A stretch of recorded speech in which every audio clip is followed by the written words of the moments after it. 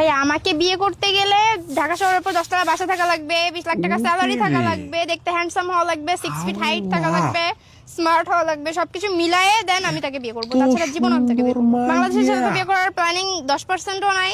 আমি ফরেনে যাব, ফরেনার ছেলেকে বিয়ে করবো, আর যদি খুব বেশি ক্রাইসিসে পড়ি দেন বাংলাদেশের ছেলে বিয়ে করবো।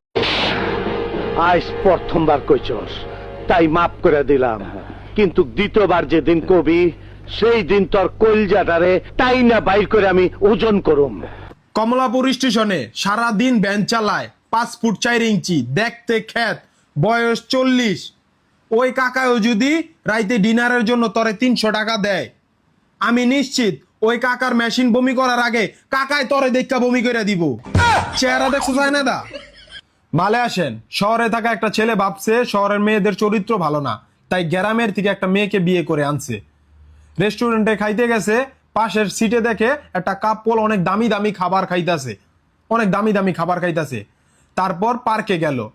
পার্কে যায় দেখে ওই সেম কাপলই এক ঝোপের চিপায় তেরে নাম করতাছে।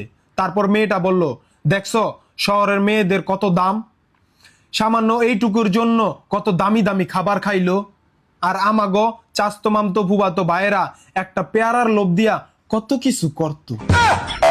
ঘটনা হইলো এই যে গ্রামের চাস্তো ভাইয়েরা পেয়ারা খাওয়াইয়া মেয়েদের কত কিছু করতো।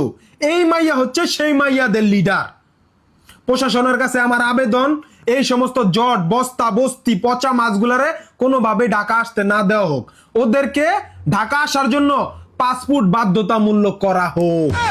আর কি জানি ফরেন পোলা তো দূরের কথা, তোর যেই অবস্থা দেশি কুত্তা একবারের বেশি 2 বার মতবো না।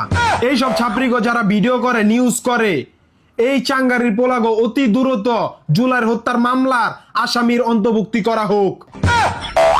অগ জুতা দাবাইরাও তোমরা জেনে দেখবা।